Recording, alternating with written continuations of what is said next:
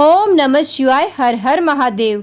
आज हम आपको सुनाएंगे नाग पंचमी की पूरी कथा, जिसे नाग पंचमी के दिन सुनने से नाग देवता आपके और आपके परिवार की सदैव रक्षा करते हैं। आपसे प्रार्थना है कि इस कथा को पूरी अवश्य सुने, क्योंकि अधूरी कथा सुनने से दोष लगता है। और कथा शुरू होने से पहले हमारे चैनल को सब्सक्राइब करके एक बार कमेंट में दिल से हर हर महादेव जरूर लिखें। तो आइए शुरू करते हैं नाग पंचमी की कथा।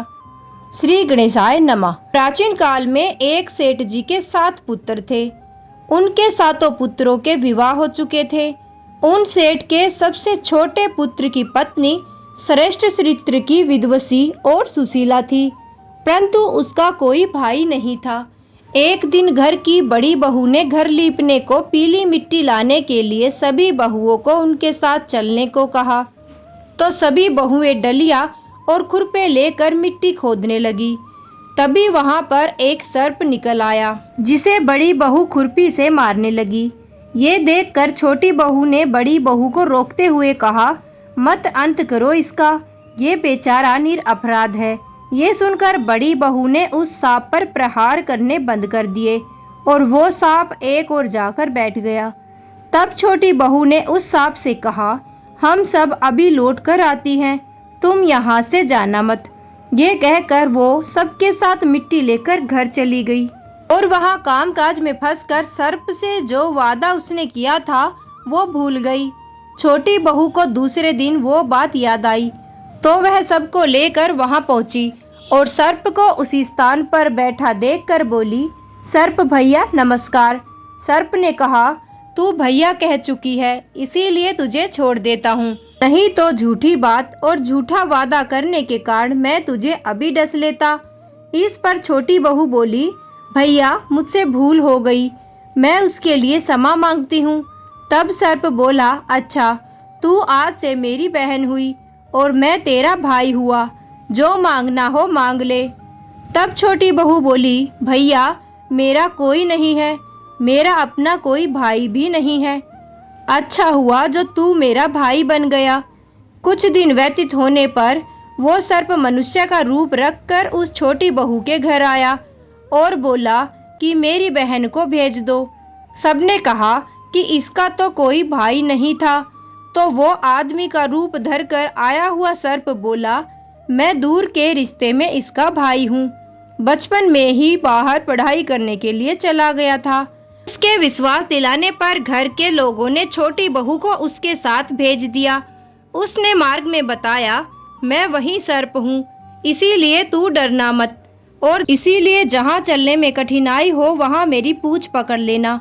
छोटी बहू ने सांप के कहे अनुसार ऐसा ही किया और इस प्रकार वह सांप के घर पहुँच गई।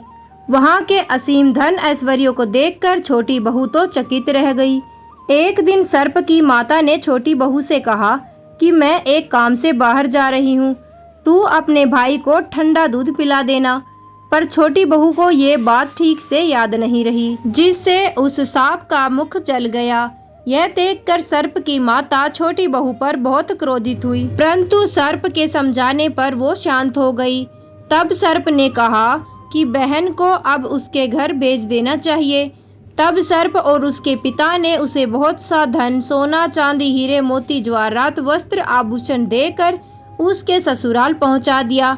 इतना ढेर सारा धन देखकर बड़ी बहुओं ने छोटी बहू से ईर्ष्या से कहा, भाई तो बड़ा धनवान है, तुझे तो उससे और भी अधिक धन लाना चाहिए। सर्प ने ये वचन सुना तो सब वस्तुएं सोने की लाकर अपनी छोटी बहन को दे दी। ये देखकर बड़ी बहू ने दोबारा छोटी बहू से कहा कि इन्हें झाड़ने की तो झाड़ू भी सोने की ही होनी चाहिए। तब सर्प ने झाड़ू भी सोने की लाकर अपनी बहन को दे दी। सर्प ने छोटी बहू को हीरे मोतियों का एक अद्भुत हार दिया था। उसकी प्रशंसा उस देश की रानी ने भी खूब सुनी थी और वो राजा से बोली कि सेठ की बहू का हार तो हमारे यहाँ आना चाहिए। तब राजा ने मंत्री को हुक्म दिया कि उस सेठ की बहू से वो हार लेकर शीघ्र उपस्थित हो जाओ। मंत्री ने सेठ जी से जाकर कहा कि महारानी जी छोटी बहू के गले का हार पहनेगी, वो उससे लाकर मुझे दे दो। सेठ जी ने डर के कारण छोटी बहू से हार मांगकर दे दिया। छोटी बहू को ये बात बहुत बुरी लगी। उसने अपने सर्प भाई को याद किया और प्रार्थना की कि भैया, रानी ने मेरा हार छीन लिया है। तुम कुछ ऐसा करो कि जब वो हार उसके गले में आए तब वो सर्प बन जाए, और जब वो ये हार मुझे लौटा दे तब वो हार हीरे मोतियों का बन जाए। सर्प ने ठीक वैसी ही माया रची। जैसे ही रानी ने वो हार को पहना, वैसे ही वो हार भयंकर सर्प बन गया। ये देखकर रानी चीख पड़ी और रोने लगी। ये देखकर राजा ने सेठ के पास खबर भेजी कि छोटी बहू को तुरंत भेजो। सेठ जी डर गए कि राजा न जाने छोटी बहू के साथ क्या करेगा। वो स्वयं छोटी बहू को साथ लेकर राजा के दरबार में उपस्थित हुए। राजा ने छोटी बहू से पूछा, तूने क्या जादू किया है? मैं तुझे इसके लिए दंड दूंगा। छोटी बहू बोली, राजन क्षमा कीजिए, पर ये हार ऐसा ही है। मेरे गले में हीरे और मोतियों का रहता है और दूसरे के गले में सर्प बन जाता है। ये सुनकर राजा ने वो सर्प बना हार देकर कहा, अभी इसे मेरे सामने पहन कर दिखाओ। छोटी बहू ने जैसे ही उस हार को पहना तो वो हार वैसे ही हीरे और मोतियों का हो गया। ये देखकर राजा को छोटी बहू की बातों पर विश्वास हो गया और उसने प्रसन्न होकर उसे बहुत सी मुद्राएं भी पुरस्कार के रूप में दी।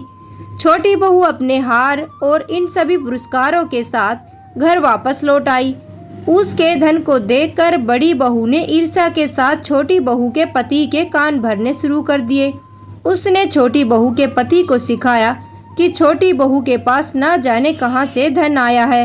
ये सुनकर छोटी बहू के पति ने अपनी पत्नी को बुलाकर कहा, ठीक ठीक बता कि ये धन तुझे कौन देता है। तब छोटी बहू अपने सर्प भाई को याद करने लगी।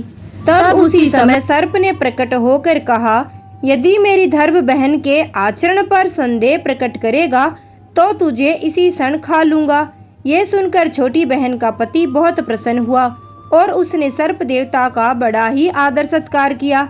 उसी दिन से नाग पंचमी का ये त्योहार मनाया जाता है और सभी स्त्रियां सर्प को भाई मानकर उसकी पूजा करती हैं।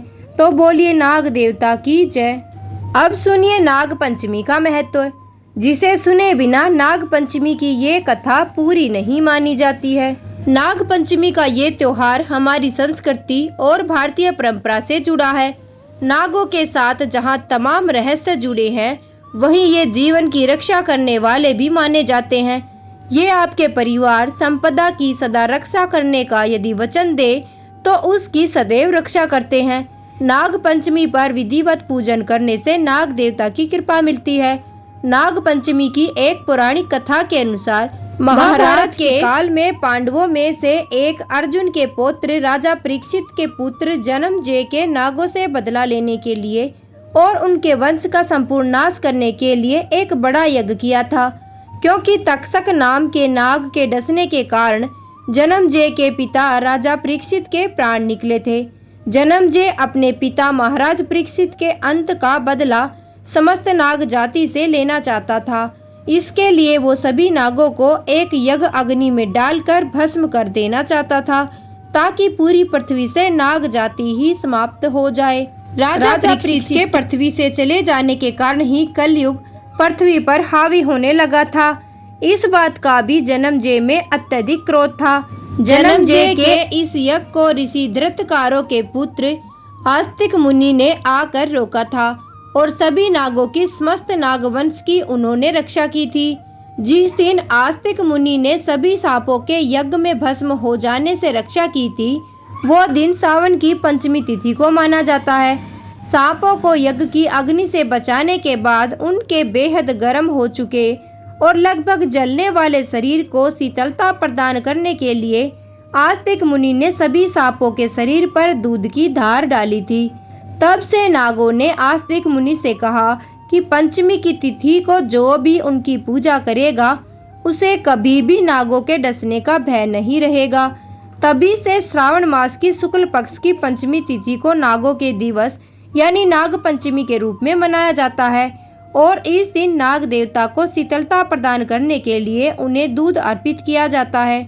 अगर आपको ये कथा पसंद आई तो इसे शेयर जरूर करिएगा।